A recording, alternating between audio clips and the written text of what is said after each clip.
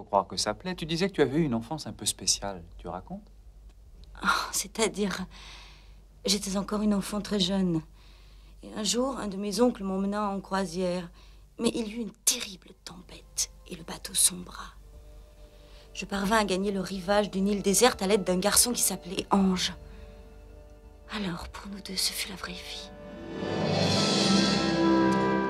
L'océan, dans sa prodigalité, veillait à notre approvisionnement. Ange ne rentrait jamais bredouille. J'explorais les profondeurs de l'île à la recherche de fruits et de légumes croissant sur les innombrables variétés d'arbres et de buissons favorisés par ces climats enchanteurs. Nous occupions nos journées à couper des tiges de bambou et à les fixer sur des lianes à l'aide d'algues et de morves.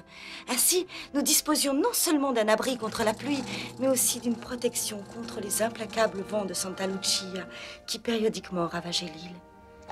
Les années passèrent. À mesure que nous grandissions, s'éveillaient en nous de nouvelles et étranges sensations. Nous n'avions personne pour nous les expliquer. Nous dûmes apprendre par nous-mêmes.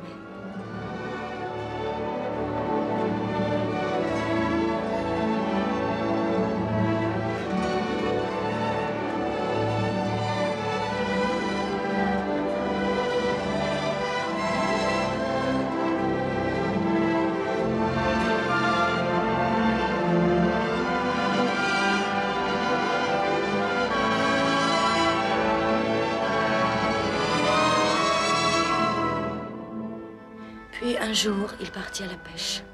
Ce jour-là, j'ignorais que plus jamais je ne reverrais Ange. J'errais pendant des mois solitaire sur l'île. Puis un matin, je fus sauvée par un navire qui passait. Oh, je n'oublierai jamais ma sensation de soulagement. Tu ne te rends pas compte de ce qu'on éprouve séparé de sa famille quand on est aussi jeune. Je sais ce que c'est. Tu comprends, je devais avoir 6 ans quand ma mère m'emmena en ville un jour. On est allé dans un immense complexe de magasins. Elle regardait les rayons et elle m'a perdu. Ils ont essayé de passer un appel, mais les haut-parleurs étaient complètement nazes. Jamais je n'ai revu ma mère. Une des dames de la parfumerie m'a donné une assiette de soupe et un peu de pain. Les jours devinrent des semaines. Au mois de mars, une année, ils furent débordés pour les soldes trimestriels des collections de printemps, et alors, je donnai un coup de main au rayon petite moche et tarte. Et puis un jour, ayant surpris une conversation, je compris qu'il leur fallait moderniser le jingle diffusé sur les ondes. Alors je pris ma guitare et j'écrivis une chanson que j'avais ruminée, rabâchée, ressassée dans ma tête.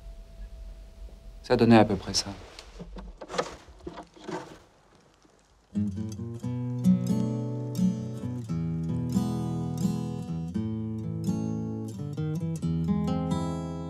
Are you lonesome tonight? Is your kitchen a sight? Is your wardrobe all run down and bare? Is your lipstick all smeared? Are your stockings not sheer? Do they make your legs show all your hair? Do the tears on your pillow roll down as you turn? Do they short out the blanket and make the sheets burn? Is your heart filled with pain? Will you come back again? Shop at Macy's and love me tonight.